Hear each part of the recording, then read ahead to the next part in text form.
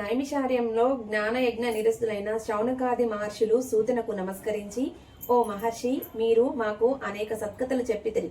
ఏ వ్రతమును ఆచరించట వలన శీఘ్రముగా ఫలప్రాప్తి కలుగునో అటువంటి ఉత్తమోత్తమైన వ్రతమునొకదాన్ని మాకు ఉపదేశింపుడని ప్రార్థించిరి.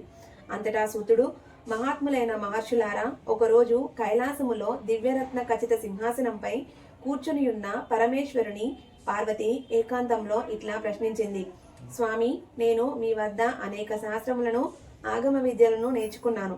సర్వకాల సర్వావస్థలలోనూ అల్పప్రాయాసచే మహత్తరమైన ఫలమును ప్రసాదించు వ్రతమునొకటి నాకు ఉపదేశించుడు. అది విని మందహాసముతో సదాశివుడు, ప్రియా, నీ ప్రశ్న ఉచితముగాను లోకోపకారిగాను ఉన్నది. లోకహితము కోరిన నీకు ఒక శ్రేష్టమైన వ్రతమును చెప్పెదను అంటూ ఇలా చెప్పసాగాడు. నక్షత్రములలో సూర్యుడు, గ్రహములలో చంద్రుడు, నదులన్నిటిలోనూ గంగానది, ఇంద్రియములలో మనస్సు ఏ విధముగా శ్రేష్టమైనదో వ్రతములన్నిటిలోనూ ఈ సోమవార వ్రతము శ్రేష్టమైనది. ఈ వ్రతమునకు షోడశ సోమవార వ్రతం అని పేరు. దీని మహిమలను వర్ణించుట అసాధ్యము. భక్తి పూర్వకముగా దీనిని ఆచరించువారు ఏదేది కోరుకొందరో దానిని వారు శీఘ్రముగా పొందుతారు. దరిద్రులు ధనవంతులు అవుతారు. కన్యలు యోగ్యులైన వరులను పొందుతారు. ముత్తైదువులు అఖండ సౌభాగ్యమును పొందుతారు. రోగులకు సంపూర్ణ ఆరోగ్యం కలుగును. ఎడబాసిన భార్యాభర్తలు ఒకరినొకరు చేరుకొందురు. ఈ విధముగా ఇది పరమ మహిమానిత్వమైన వ్రతము అని చెప్పెను. అంతటా పార్వతి, స్వామి, దయచేసి ఈ వ్రతమును ఆచరించు విధమును అనుగ్రహింపుడు అని ప్రార్థించెను. ప్రియా, ఇది భక్తిపూర్వకముగా ఆచరించవలసిన వ్రతము. ఈ వ్రతమును ఆచరించుటకు ఆషాఢ మాసపు పౌర్ణమి నుండి కార్తీక మాసపు పౌర్ణమి వరకు వచ్చు 4 నెలలు చాతుర్మాసములు ప్రాశస్తమైనవి. ఆ రోజులలో వచ్చు 16 సోమవారములలో ఈ వ్రతమును సోమవారము నాడు ఉపవాసం ఉండాలి. ప్రసాదం స్వీకరించుటలో తప్పులేదు. ప్రాంతకాలముననే స్నానాది నిత్యకర్మలను ముగించుకొనవలెను. పుట్టమన్నుతో శివలింగము తయారు చేసుకొనవలెను. వెండి, ఇత్తడి వంటి శ్రేష్టమైన లోహములతో చేసిన లింగమును కూడా ఉపయోగించవచ్చును. బిల్వపత్రములు, పుష్పములు, ధూప దీపాదులను సిద్ధము చేసుకొనవలెను. నైవేద్యము కొరకు గోధుమ నూకను వేపి ముద్ద చేసి దానికి కావలసినంత నెయ్యి, బెల్లము కలిపి ఉండలను చేయవలెను. ఈ వ్రతము కావలసిన ప్రసాదము ఇదే. ప్రసాదమును శివునకు నైవేద్యము పెట్టి దానిని 3 భాగములుగా చేయవలెను. భక్తులకొకటి, పశువులకొకటి. ఈ వ్రతమును ఆచరించు వారికి 3వది పంచవలెను. ఆ రోజు ఉప్పు తినరాదు. ఇదే విధముగా ఆ 16 సోమవారాలు శ్రద్ధాభక్తులతో ఆచరించవలెను. 17వ సోమవారమున ఉద్యాపన చేయవలెను. 16 సోమవారములందును పూజించిన మట్టి లింగములను 17వ సోమవారము నాడు జలమునందు వదిలివేయవలెను. ఆ రోజున బ్రాహ్మణులకు అన్నదానము యథాశక్తి చేయవలెను. ఈ విధముగా వ్రత విధానమును పరమేశ్వరుడు పార్వతికి ఉపదేశించెను. అది విని పార్వతి, స్వామి, ఈ వ్రత విధానమును చెప్పి అనుగ్రహించితిరి. దీనిని ఎవరెవరు ఆచరించి ఎటువంటి ఫలములను పొందగలిగారో వివరముగా తెలుపవలెను అని ప్రార్థించెను. అంతా శివుడు వ్రత పూజా ఫలమును చెప్పనారంభించెను. పార్వతి, చాలా కాలం క్రితం ఈ వ్రతమును ఆచరించటం వలన నీవే నన్ను భర్తగా పొందితివి. గిరిజా కళ్యాణ సంఘటన ఇంకనూ నాకు జ్ఞాపకమున్నది. నీకు నేను పతి కావలనను ఉద్దేశముతో నీవు ఘోర అరణ్యములో తీవ్రమైన తపస్సు చేసితివి. అప్పుడు దేవతలు, సప్త ఋషులు నా వద్దకు వచ్చి, ప్రభు, నిన్నే నమ్మి తపస్సు చేయుచున్న హైమావతిని అనుగ్రహించరాదా, ఆలస్యమెందులకు అని ప్రార్థించిరి. నేను బ్రహ్మచారి రూపంలో వచ్చి నిన్ను పరీక్షించితిని.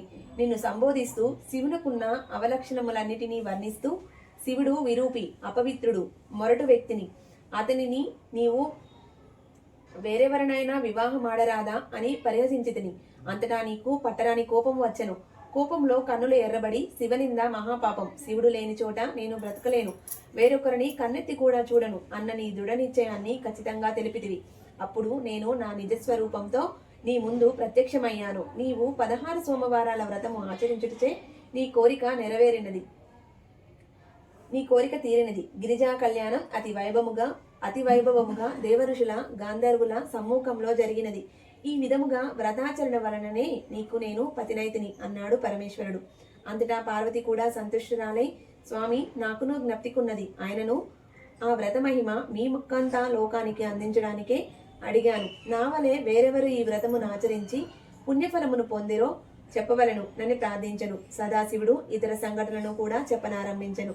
సీమంతిని చంద్రాంగుడు కథ. చాలా కాలం క్రితం భరతఖండంలో పుణ్యాత్ముడైన చిత్రవర్మ అనే రాజుండెను. ఆయనకు పుత్రులు అనేకులు ఉండిరి. పుత్రిక కొరకు పార్వతీ పరమేశ్వరును ఆరాధింపగా ఆడపిల్ల జన్మించెను. సర్వగుణ సంపన్నురాలైన ఆ శిశువునకు 14వ సంవత్సరమున వైదవ్యము ఖచ్చితముగా ప్రాప్తించును అని జ్యోతిష్కులు తెలిపిరి. అంతటా రాజు దుఃఖింతుడయ్యెను. శోకంతో పీడింపబడుతున్న రాజునకు జ్యోతిష్కులు దీనికి పరిహారం తెలిపిరి. రాజకుమార్తె అయిన సీమంతిని పూర్ణచంద్రుని వలె పెరుగుచుండెను. యుక్త వయస్సు వచ్చిన తరువాత ఆమెను రాజకుమారుడైన చంద్రాంగదునికిచ్చి చిత్రవర్మ వివాహం చేసెను. ఇల్లరికము వచ్చిన అల్లునితో రాజుకు కాలము సంతోషముగా గడుపుచుండెను. ఇట్లుండగా ఒక రోజున చంద్రాంగదుడు జలక్రీడ కోరి యమునా నదికెగెను. వశమున ఎందలి సుడిగుండంలో చిక్కుకుపోయెను. రాజు పరివారమునకు ఎనలేని దుఃఖము కలిగెను. సీమంతిని కూడా సహగమనకు సిద్ధపడెను. అంతటా యజ్ఞవల్క మహాముని భార్య అయిన మైత్రేయి అచటకు వచ్చి, పుత్రి, చింతించవలదు. నేను నీకొక వ్రతమును ఉపదేశించెదను. దాని వలన వైదవ్యము నుండి నీకు నివృత్తి కలగగలదు అని చెప్పి 16 సోమవారాల వ్రతము ఉపదేశించెను. మైత్రి ఉపదేశించిన ప్రకారం చెప్పినది చెప్పినట్లుగా సీమంతిని కూడా భక్తితో వ్రతమును ఆచరించెను. నాగలోకమునకు చేరిన చంద్రాంగదుడు నాగరాజుచే సన్మానింపబడి సురక్షితంగా రాజధానికి మరలి వచ్చెను. అందరూ సంతోషించి ఈ విధంగా ఎడబాసిన పతి పత్నులు వ్రతమయమచే మరలా ఒకటయ్యారు. సదాశివుడు మరి ఒక సంఘటనను కూడా చెప్పదొడిగెను. మార్కండేయ సాంబ పూజారి కథలు. మహాతపస్వి అయిన మృకండునకు సంతాన ప్రాప్తి కలుగకపోగా అతను తపస్సు చేసి సదాశివుని పుత్రభాగ్యము కొరకు ప్రార్థించెను.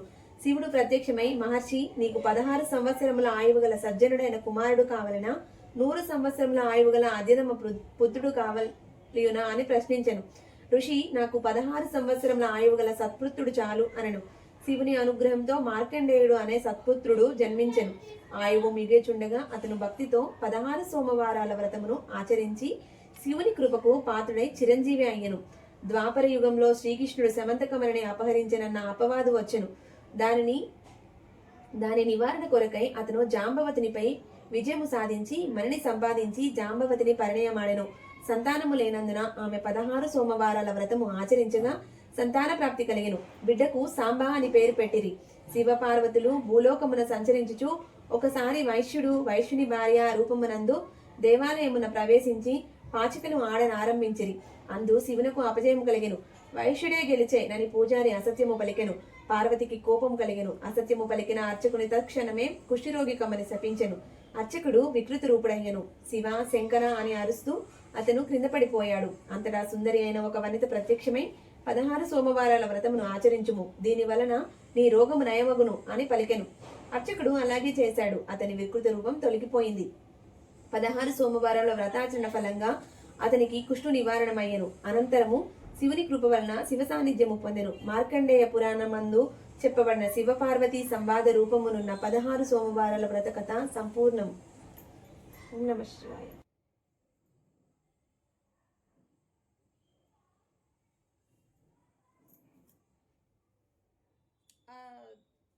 బిందెలో నీళ్ళు తెచ్చి పడేసి